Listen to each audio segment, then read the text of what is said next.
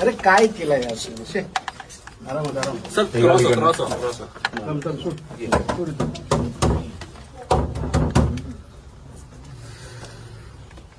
महाराष्ट्र नवनिर्माण सेनेचा मराठी हृदय सम्राट सन्माननीय राजसाहेब ठाकरेंचा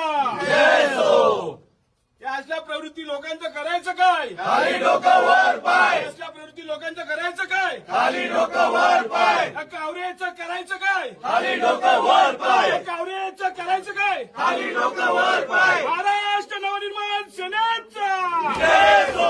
मराठी हृदय सम्राट सन्माननीय राजसाहेब ठाकरेंचा जय हो.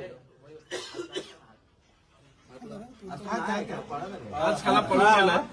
आज त्याला जेव्हा कळालं आपण इथे येतोय तेव्हा त्यांनी सगळ्या स्टाफला काढून लॉक लावून तो निघून गेलाय.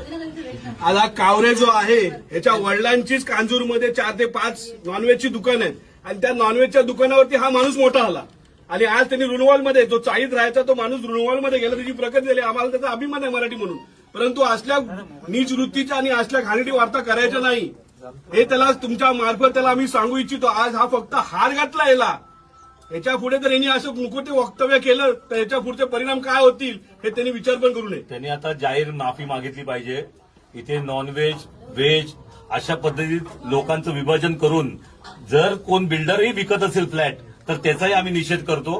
कारण त्याच्या सांगण्याशिवाय या माणसाने अशी ऍड टाकली नाही आणि जर त्यांनी जर अशी ऍड टाकून जर तो अशा पद्धतीमध्ये विभाजन करत असेल तर त्याला दणका हा भेटणार.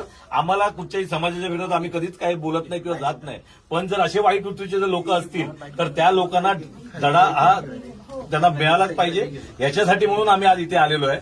आणि लक्षात घ्या, त्यांनी जर जाहीर माफी नाही मागितली तर उद्या ह्याच्या या ऑफिसमध्ये जो त्याचं ऑफिस हे स्टाफ येतो त्या स्टाफला पण आम्ही यायला देणार नाही.